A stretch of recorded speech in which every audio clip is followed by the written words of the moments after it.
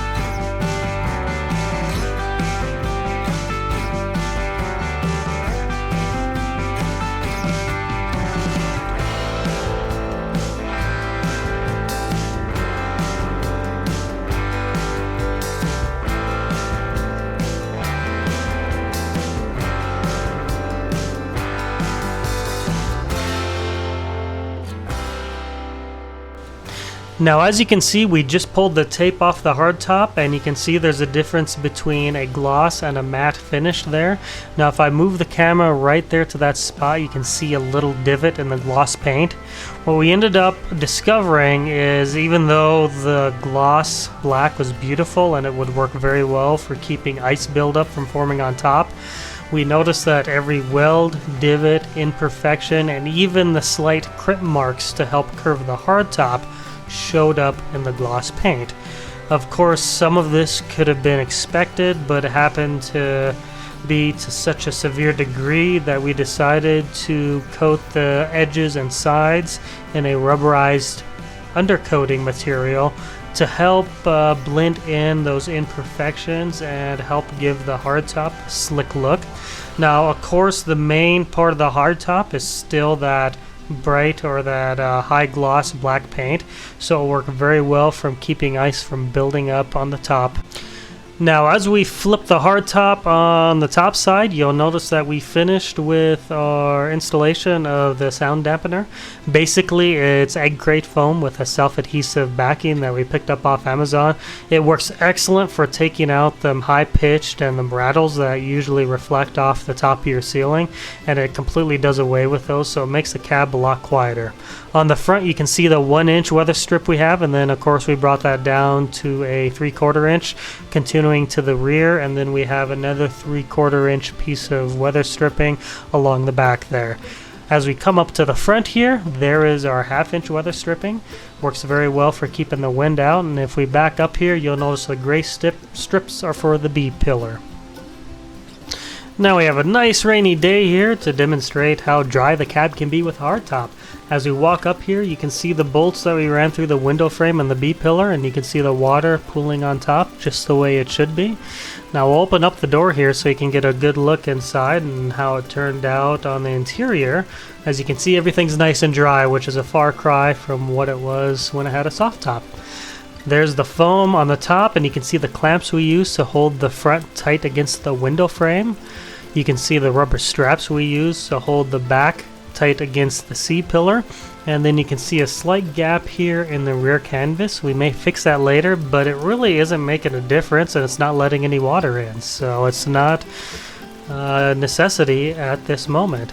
Now, like I said, this egg crate foam on the roof worked excellent for keeping the high pitch, the rattles, and all the other sounds that bounce off the ceiling to a minimum. It's noticeably quieter now driving it with this hard top and the sound dampening material installed. Thank you very much for watching. I hope you enjoyed this video and found it useful and helpful.